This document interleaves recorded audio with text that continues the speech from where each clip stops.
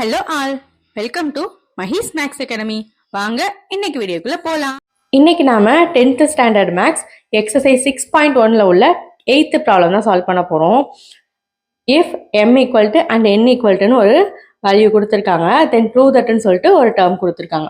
இப்போ நாம என்ன பண்ண போறோம்னா, கொஸ்டின்ல இருந்து m அண்ட் n வேல்யூ தெரிஞ்சிருச்சு. ஸோ அந்த வேல்யூவை இந்த ப்ரூவ் பண்ண சொல்லியிருக்கிறதுல லெஃப்ட் ஹேண்ட் சைடில் சப்ஸ்டியூட் பண்ண போகிறோம். அப்படி சப்ஸ்டியூட் பண்ணி ரைட் ஹேண்ட் சைடை கொண்டு வர போகிறோம். அப்படி கொண்டு வந்துட்டா அவங்க சொன்னது நமக்கு ப்ரூவ் ஆகிடும். ஸோ லெஃப்ட் ஹேண்ட் சைடு என்னன்னா m square plus n square into cos square beta. So இதில் வந்து எம்முக்கு பதிலாக காஸ் ஸ்கொயர் ஆல்ஃபா, அதாவது எம் ஸ்கொயர்னு இருக்கனால இதையும் நம்ம என்ன பண்ணுறோம், ஸ்கொயர் பண்ணி எழுதுகிறோம். Cos square alpha by cos square beta plus என்னுக்கு பதிலாக என் ஸ்கொயர் இல்லையா, cos square alpha by sine square beta. So கொஸ்டினில் இருக்கக்கூடிய அந்த காஸ் ஸ்கொயர் பீட்டா. இதுக்கப்புறம் என்ன பண்ணணும்னா எல்சிஎம் எடுத்து தான் ஆட் பண்ண போகிறோம். எல்சிஎம் எடுத்து ஆட் பண்ணும்போது ஃபஸ்ட் ஃப்ராக்ஷனை இந்த சைன் ஸ்கொயர் பீட்டாவாலையும் செகண்ட் ஃப்ராக்ஷனை இந்த காஸ் ஸ்கொயர் பீட்டாவாலையும் என்ன பண்ணுவோம், மல்டிப்ளை பண்ணுவோம். அப்படி மல்டிப்ளை பண்ணி எழுதணும்னா cos square alpha sine square beta plus cos square alpha cos square beta, டினாமினேட்டரில் cos square beta sine square beta into மல்டிப்ளிகேஷனில் என்ன இருக்குது, காஸ் ஸ்கொயர் பீட்டா இருக்குது. ஸோ இந்த காஸ் ஸ்கொயர் பீட்டா இந்த காஸ் ஸ்கொயர் பீட்டா என்ன ஆகிடும், கேன்சல் ஆகிடும். ஸோ இப்போ ரிமைனிங் உள்ளதை எப்படி சேஞ்ச் பண்ணலான்னு பார்க்கலாம். ஸோ அந்த வேல்யூவை கேன்சல் பண்ணதுக்கப்புறம் இந்த மாதிரி தான் கிடைக்கும் நமக்கு. இப்போ என்ன பண்ண போகிறோம்னா அடிஷனில் தானே இருக்குது, தனித்தனியாக ஸ்ப்ளிட் பண்ணி எழுத போகிறோம்.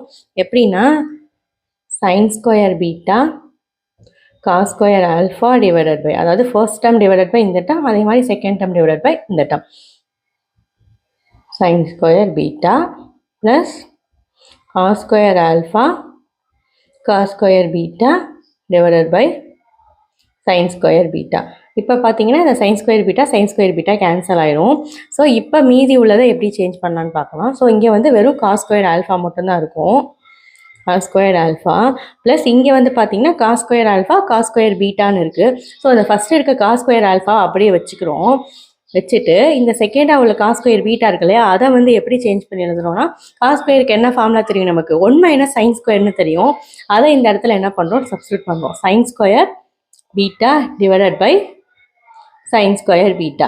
இப்போ என்ன பண்ண போகிறோம்னா, இப்போ இங்கே ஸ்ப்ளிட் பண்ணி எழுதணும் இல்லையா தனித்தனியாக, அதே மாதிரி இந்த டேர்மையும் தனித்தனியாக என்ன பண்ணுறோம், ஸ்ப்ளிட் பண்ணி எழுதுகிறோம். அதுக்கு முன்னாடி இந்த காஸ் ஸ்கொயரால் உள்ளே மல்டிப்ளை பண்ணிக்கிறோம். ஓகேங்களா, அப்படி மல்டிப்ளை பண்ணோன்னா cos square alpha plus cos square alpha minus cos square alpha sine square beta divided by sine square beta அப்படின்னு கிடைக்கும். இப்போ தான் என்ன பண்ண போகிறோம், தனித்தனியாக ஸ்ப்ளிட் பண்ணி எழுத போகிறோம். அப்படி எழுதினோம்னா இந்த மாதிரி தான் நமக்கு கிடைக்கும். இதில் வந்து பார்த்தீங்கன்னா இந்த சைன் ஸ்கொயர் என்ன பண்ணிடலாம், கேன்சல் பண்ணிடலாம். இப்போ ரிமைனிங் வந்து இந்த டேர்மில் காஸ் ஸ்கொயர் ஆல்ஃபா மட்டும்தான் இருக்குது.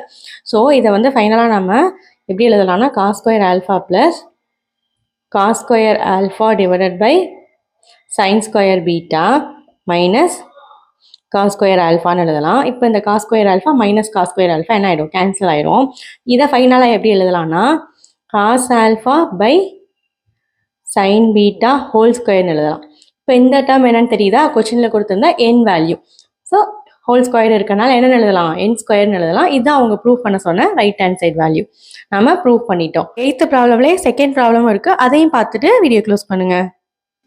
இப்போது 8thலேயே second problem, if x and y value, போன ப்ராப்ளம் மாதிரியே அதில் வந்து எம் அண்ட் என் வேல்யூ கொடுத்துருந்தாங்க, இங்கே வந்து எக்ஸ் அண்ட் ஒய் வேல்யூ கொடுத்துருக்காங்க. தென் ஒரு ஈக்குவேஷன் கொடுத்து இதை வந்து ப்ரூவ் பண்ண சொல்லியிருக்காங்க.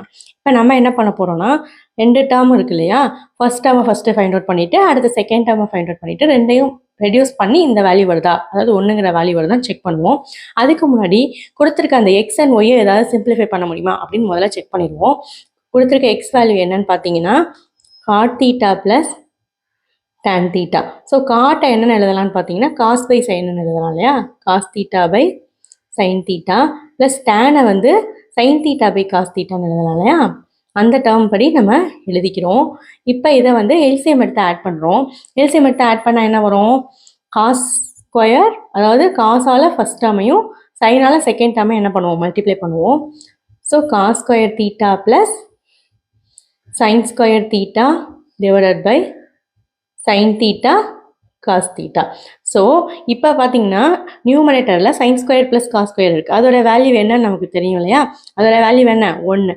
ஸோ அந்த வேல்யூ இந்த இடத்துல சப்ஸ்டியூட் பண்ணோம்னா எக்ஸுக்கு ஃபைனலாக நமக்கு என்ன கிடைக்குதுன்னா 1/sin தீட்டா காஸ் தீட்டா அப்படிங்கிற வேல்யூ கிடச்சிருக்கு. ஸோ எக்ஸுக்கு பதிலாக நம்ம எந்த வேல்யூ சப்ஸ்டியூட் பண்ணணும்? இப்போ இந்த வேல்யூவை சப்ஸ்டியூட் பண்ணணும். அதே மாதிரி ஒய்க்கு ஏதாவது சிம்பிளிஃபை பண்ண முடியுமான்னு பார்ப்போம். ஸோ ஒய்க்கு என்ன கொஸ்டினில் கொடுத்துருக்காங்க அப்படின்னா சீக்கன் தீட்டா மைனஸ் காஸ் தீட்டான்னு இருக்குது. சீக்கனுக்கு என்ன ஃபார்முலா நமக்கு தெரியும்? காஸ் தீட்டா 1/cos தீட்டா அப்படிங்கிறது தெரியும். ஸோ அதை இந்த இடத்துல சப்ஸ்டியூட் பண்ணி இப்போ ஆஸ் யூஷுவல் எல்சிஎம் எடுத்து சப்ராக்ட் பண்ண போகிறோம். அப்படி சப்ராக்ட் பண்ணோன்னா 1 - cos square theta divided by cos theta. 1 - cos ஸ்கொயரோட வேல்யூ என்ன? சைன் ஸ்கொயர் இல்லையா? அந்த வேல்யூவை இந்த இடத்துல என்ன பண்ண போகிறோம்? சப்ஸ்டியூட் பண்ண போகிறோம். அப்படி சப்ஸ்டியூட் பண்ணோன்னா sine square theta by cos theta.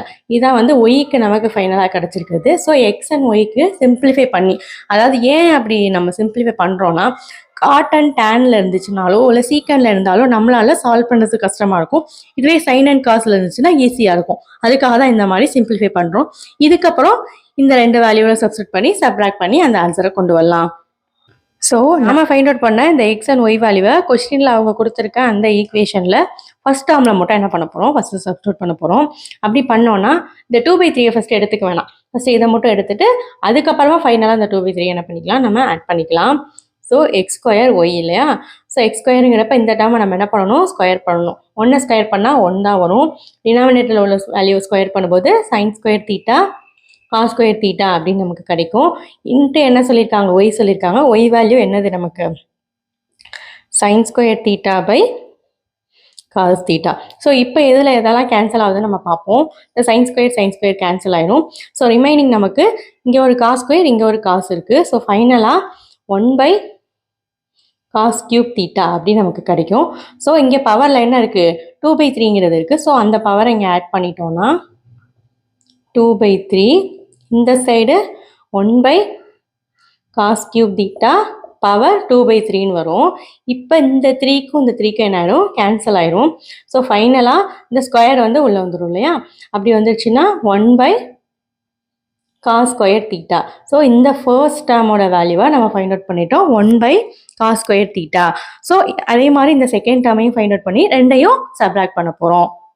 So இப்போ அதுலேயே செகண்ட் டேர்மு எக்ஸ் ஒய் ஸ்கொயருங்கிறப்ப எக்ஸை அப்படியே எழுதிட்டு ஒய்யை ஸ்கொயர் பண்ணும்போது இங்கே ஆல்ரெடி சைனில் ஸ்கொயர் இருந்தனால இன்னொரு ஸ்கொயருங்கிறப்ப 4 ஆயிடுது. டினாமினேட்டரில் காஸ் மட்டும் இருந்துச்சு, அது வந்து காஸ் ஸ்கொயர் ஆயிடுச்சு. ஸோ இதை வந்து ஏதாவது சிம்பிளிஃபை பண்ண முடியுமான்னு பார்ப்போம்.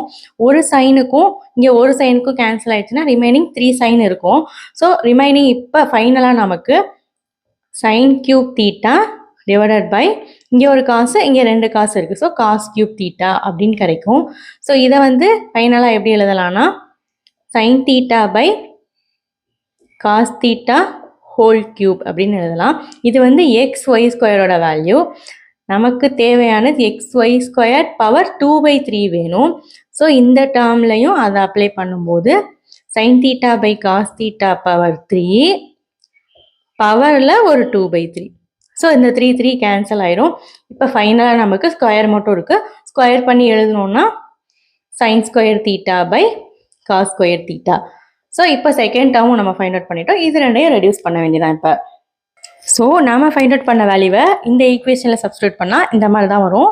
ஸோ டினாமினேட்டர் வேல்யூ எப்படி இருக்குது? ஈக்குவலாக இருக்குது. ஸோ என்ன பண்ணலாம்? டேரெக்டாகவே சப்ராக்ட் பண்ணலாம். அப்படி சப்ராக்ட் பண்ணோன்னா 1 - sin square theta divided by cos square theta அப்படின்னு கிடைக்கும். 1 - sin ஸ்கொயர் தீட்டாவோட ஃபார்முலா என்ன? Cos square theta. So cos square theta divided by cos square theta. So 2 value ஈக்குவலாக இருக்குது, ரெண்டும் கேன்சல் ஆகிட்டு ஃபைனல் ஆன்சர் 1. இதான் அவங்க ப்ரூவ் பண்ண சொன்ன ரைட் ஆன்சர். நாம் ப்ரூவ் பண்ணிட்டோம். இது போல் மேலும் வீடியோக்களை பார்க்குறதுக்கு சேனலை மறக்காமல் சப்ஸ்கிரைப் பண்ணுங்கள். ஃப்ரெண்ட்ஸ் அண்ட் ஃபேமிலி கூட ஷேர் பண்ணுங்கள். தேங்க்ஸ் ஃபார் வாட்சிங்.